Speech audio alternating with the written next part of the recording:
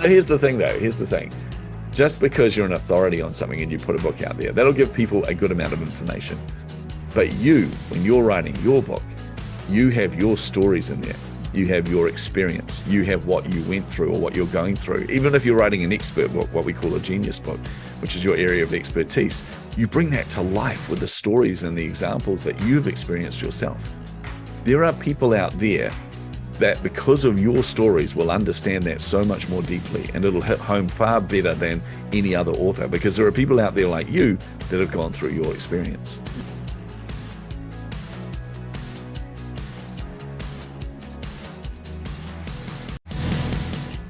Well, welcome back to the Professional Rule Breaker Show. I am Kathy Walterhouse, your host for today.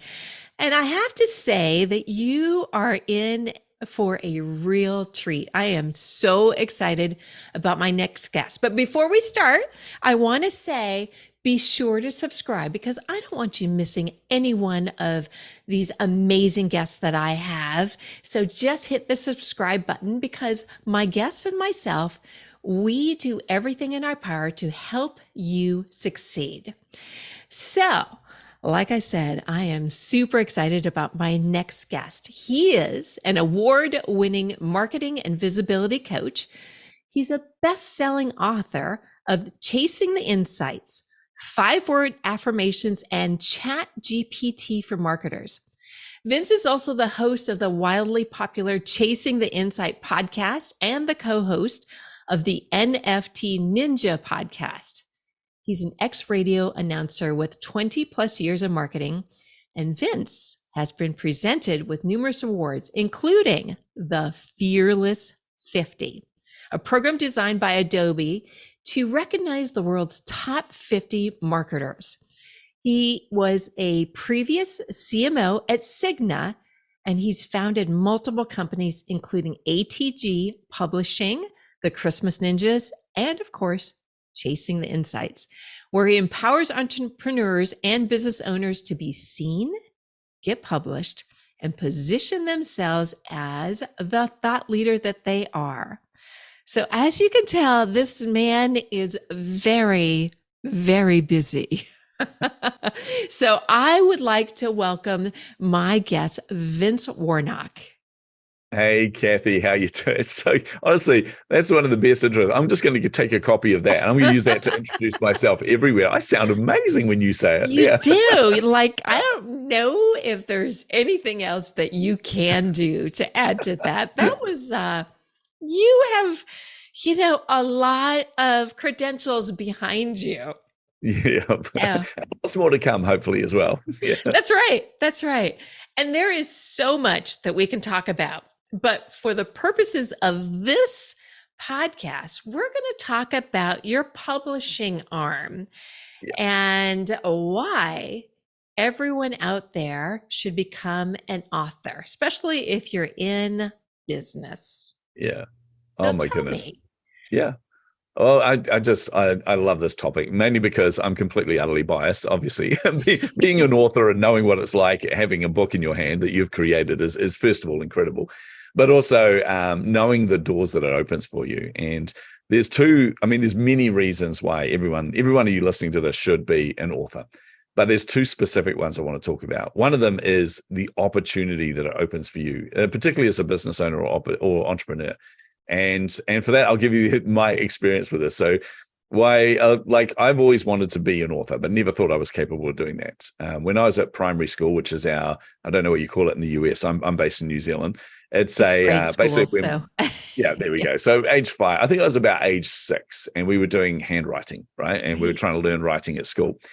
And I had this weird kind of thing that would happen when I'm trying to write. And what would happen is I know logically all the rules behind grammar. Like I know that you put a capital letter at the beginning of a sentence, you put a capital letter at the beginning of a noun, that kind of thing. It made perfect sense to me. But when I wrote, those rules went out the window. And every time, if I wrote the word connection, it's got 3 N's in it, 2 of them are probably capitals and one's just lowercase. And I'm like, well, this makes no sense. So the teacher I had, it was a terrible teacher at the time. She was trying to analyze this and she couldn't figure it out. So she turned around and came to a conclusion and said, oh, I know what it is. You're retarded. Oh my gosh. Really? Oh yeah. Yep. Back in the 70s, that was a common occurrence. That was Apparently. something that Yeah. unfortunately was used. Yes. Yeah. So I was obviously shocked, and she said to me, "You're never going to be able to write properly." So that was a limitation. And being like you, Kathy, a rule breaker, I'm immediately like, one day I'm going to prove her wrong. By the way, it turns out when I got to age 11, I went to a transitional school we call intermediate over here. So it's age 11 and 12. And the teacher, this new teacher I had, who was an amazing individual, like one of the most inspirational teachers ever. He saw my writing and he went, "Oh, wait, I've seen this before. I know what this is." And I went, "Really?" And he goes, "Yeah." He goes, "I'm going to get you to do a test." So he gave me this weird test with shapes and numbers and all this. I'm like, I had no idea what this is. Turns out it was an IQ test. And his conclusion, he came back and he said, "Yep, your IQ is 165. He said, "It's basically your brain is too far thinking ahead." Like I was thinking about 5 paragraphs away. So my brain would kick into, here is the rule, put the rule in there.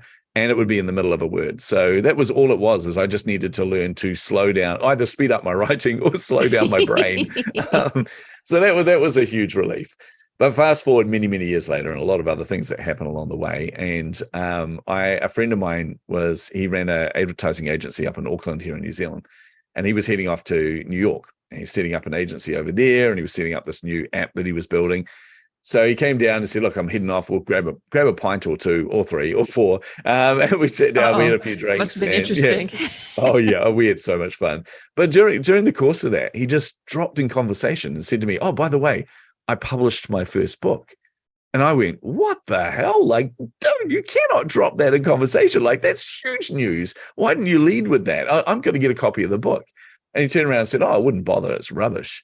And I thought he was being typical. I thought he was being the typical Kiwi, because we're really renowned for tall poppy syndrome over here, cutting people down when they're trying to excel. But we do that to ourselves as well. We're very self-deprecating.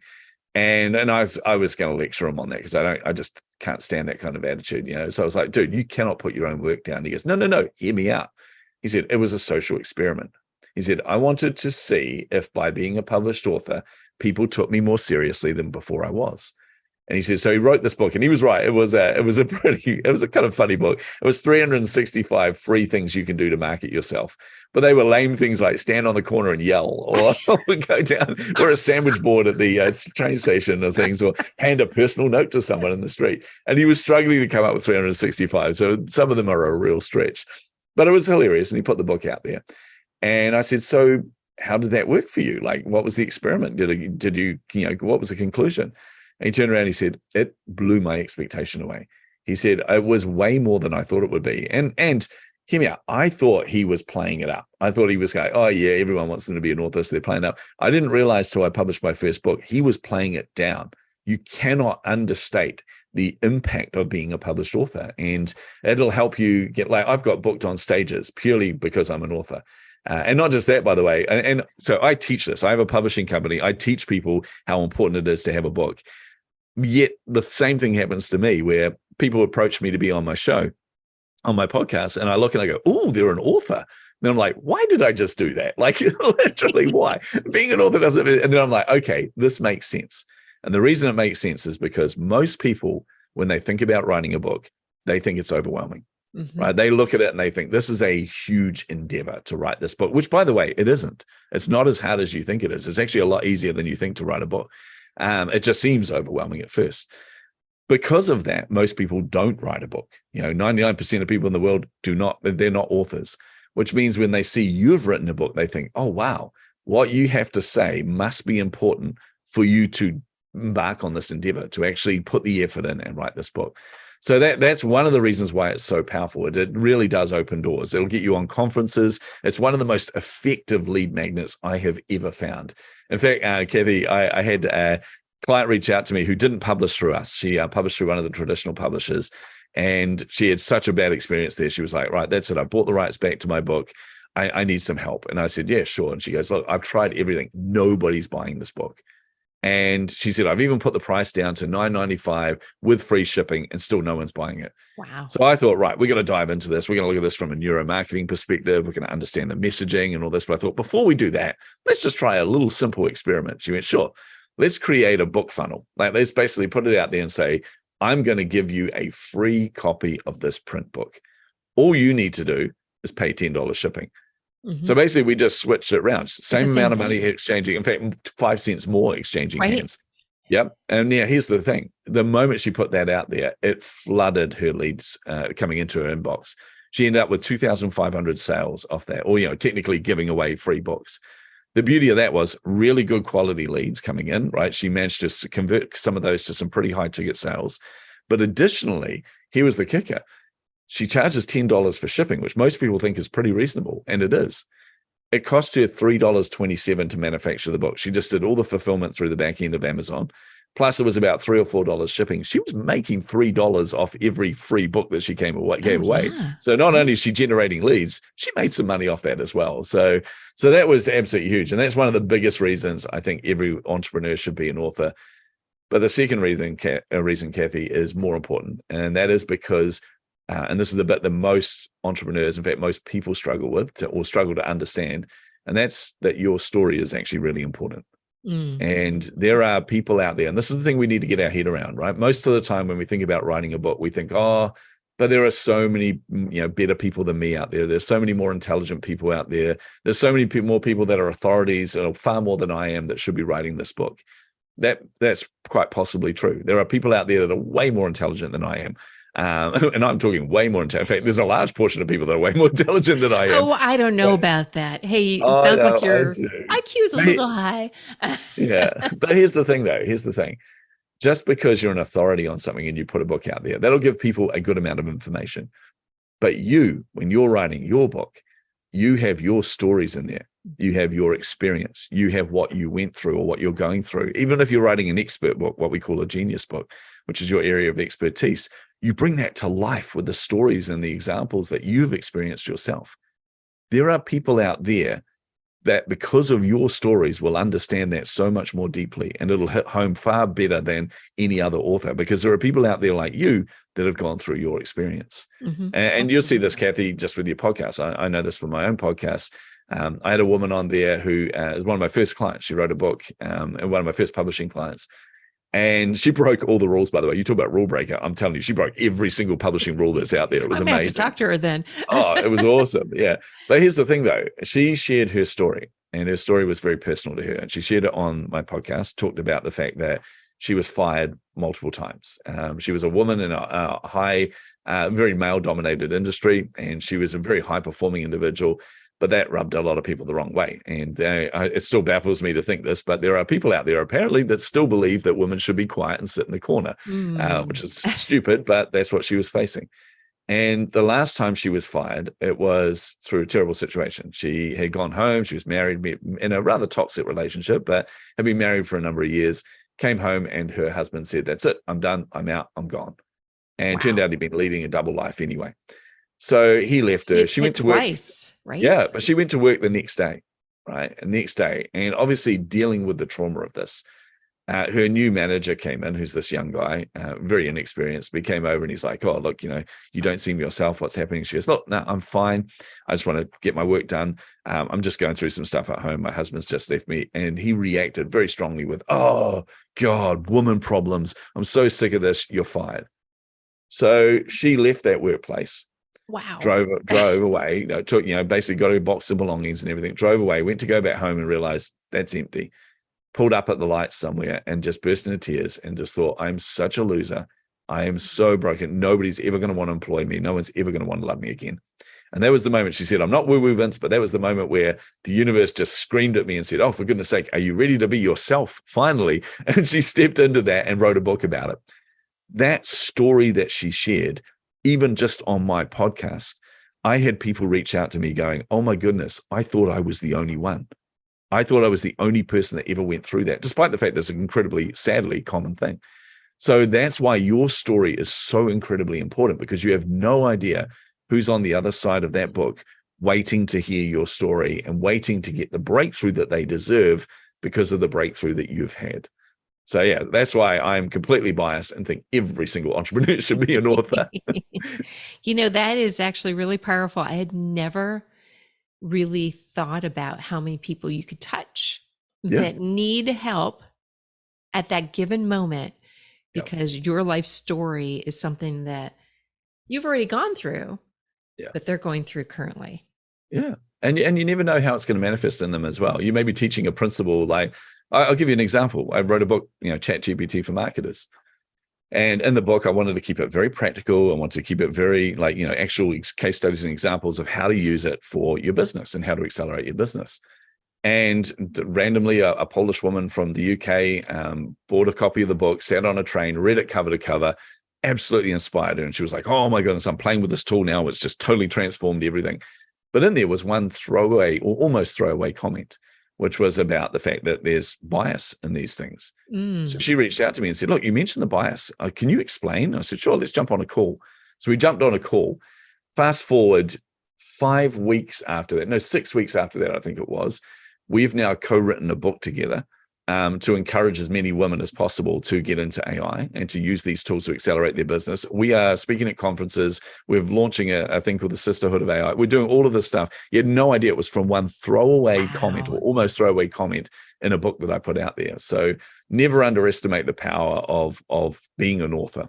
Wow. That's pretty amazing. I always think that when you have an impact on the world, you create ripples. Yeah. And and you don't know, what's going to come of those ripples. And that's a perfect example of that. Yeah. Like a really great example. I what love can that happen when you put yourself out there and you try something new. Yeah. I love that ripple analogy. That's awesome. It really is like that. It's because it's quite contagious too. Anyone that's caught in those ripples, they're going to get those waves of things hitting them and those waves of impact. Absolutely. So let me ask you a question about ebooks versus books. Is there, other than the length of it, does an ebook have the same effect or does it not have the same effect as a book? Well, I think I'm going to redefine an ebook for everyone, because there is this mentality in people's head that an ebook is like 10 pages, 25 pages, 35 pages, up to 100 pages or whatever. That's not actually the definition of an ebook. An ebook is just literally an e-version of your book. So for example, when we're working with authors, we put out, we put out the soft cover version, the paperback. We put out a hardcover version. We put out the ebook version. We put out the audiobook version. So in many different ways that people can consume this. So for me, it's just another form of the medium. And in all honesty, it is if you're writing a book, you may as well do it in all of these different formats, with the exception of audiobooks, which actually require quite a bit of work. But with the other ones, it's just a simple formatting change for ebook versus hardcover versus softcover. So I'd encourage people that. So a short book is what some people are defining as an ebook.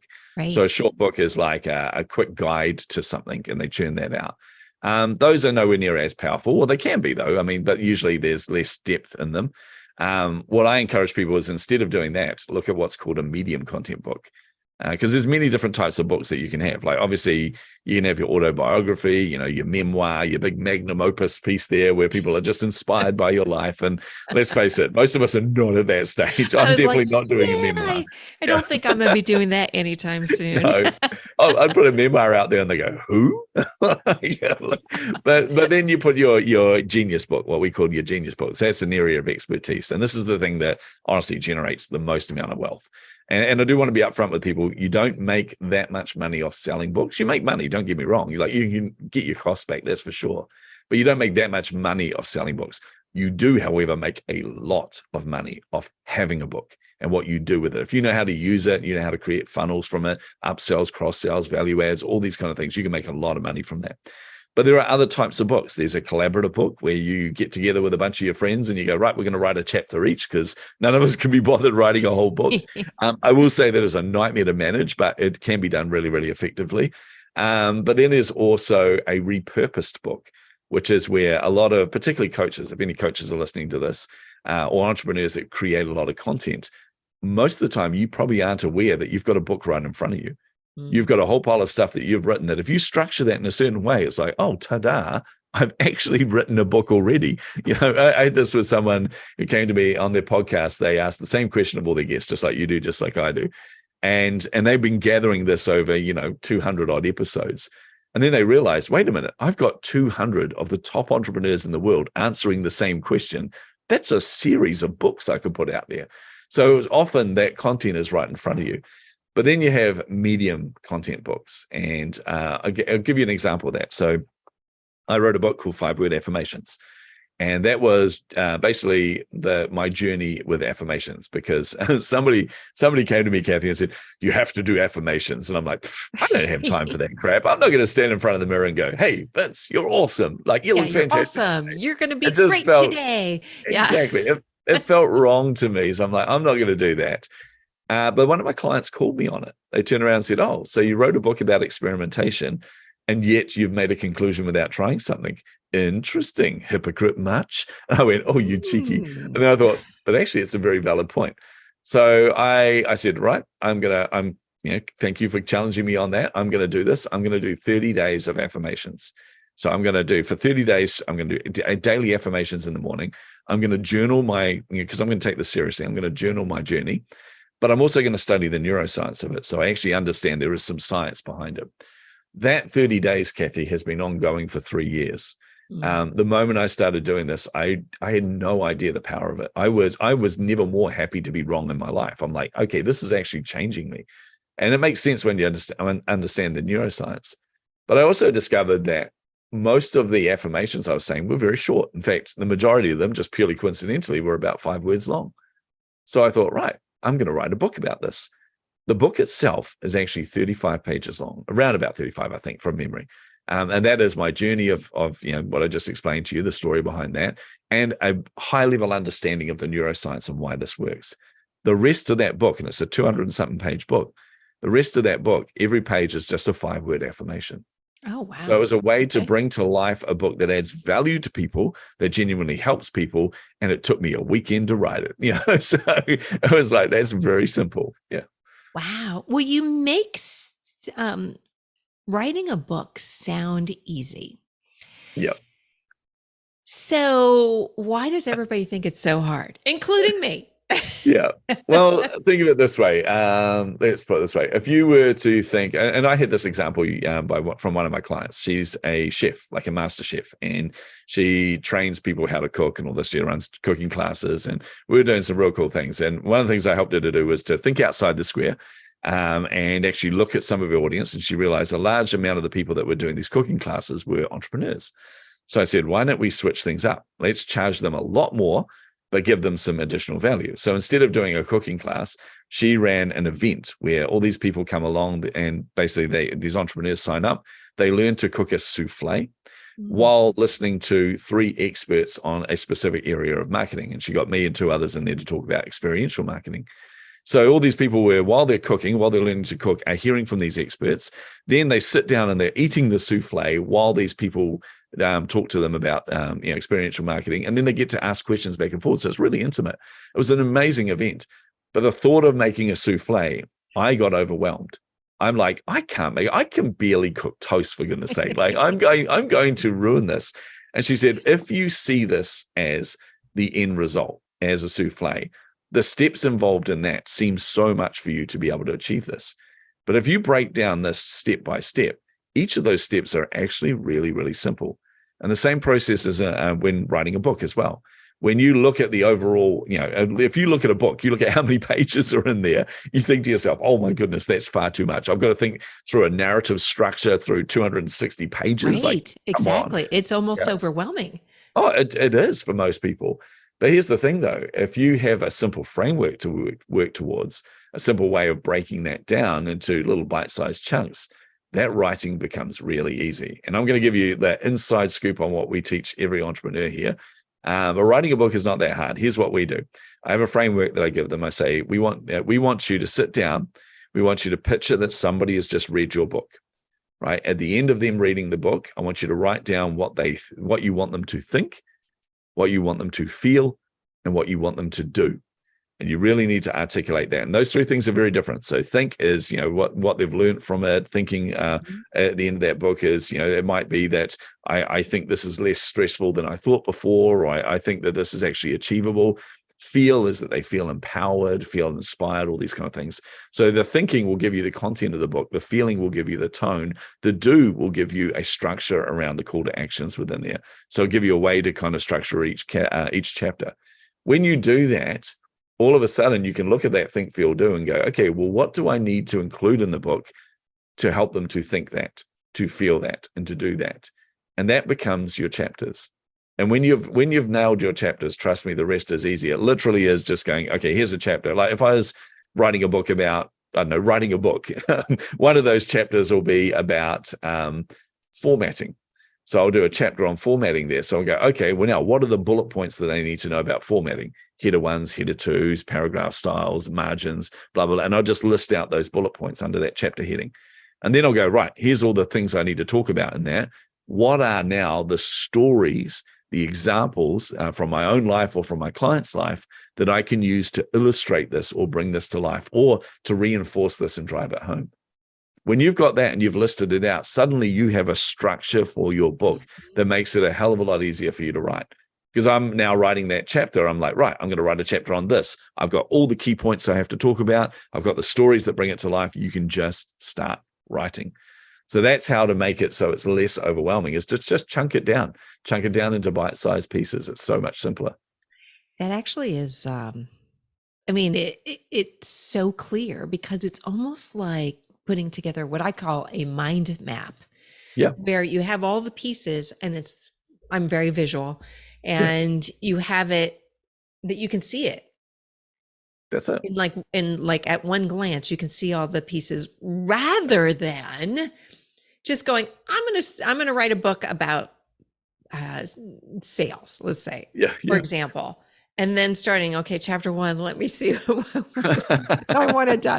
Oh, and in the beginning, 2, that type of thing. And I'll tell you what, though, having that framework helps with another thing as well, because there are many mental challenges you're going to face writing a book. And I want to be really upfront with people about this, right? It isn't that, it's a lot easier than you think to write a book, but there are some challenges that will come up.